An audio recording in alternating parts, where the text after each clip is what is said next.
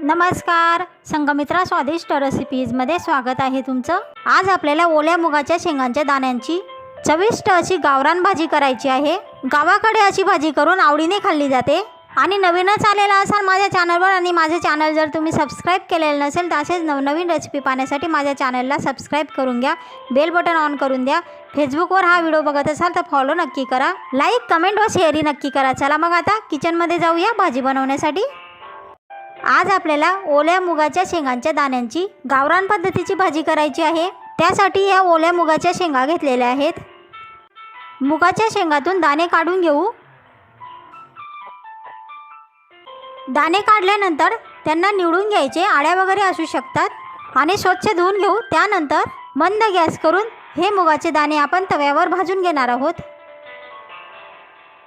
दाणे भाजल्यानंतर मुगाचे दाणे थोडे थंड होऊ देऊ।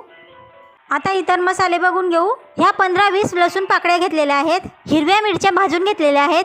तुम्ही तुमच्या टेस्टनुसार कमी जास्त मिरच्या घ्या। 2-3 काळ्या कोथिंबीरच्या घेतलेल्या आहेत।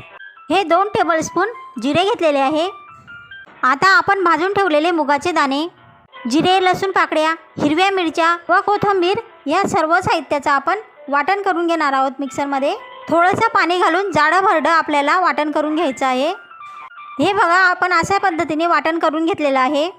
आता आपण भाजीच्या फोडणीसाठी हा एक मोठा कांदा चिरून घेतलेला आहे। अर्धा टेबलस्पून मोहरी घेतलेली आहे। 2 टेबलस्पून जिरे घेतलेले आहे। टेस्टनुसार हळद मीठ घ्या। तर मग आता फोडणी देऊन घेऊया भाजीला।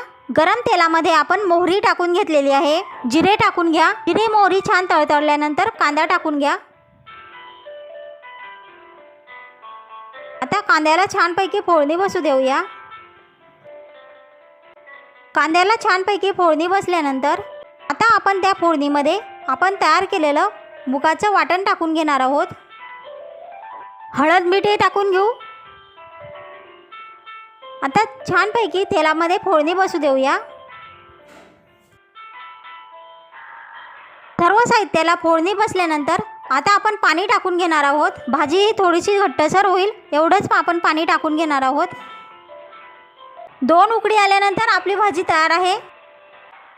नक्कीच करून बघा ओल्या मुगाच्या शेंगांच्या दाण्यांची गावरान अशी चविष्ट भाजी, आणि कमेंट बॉक्समध्ये सांगा भाजी कशी झालेली आहे ती।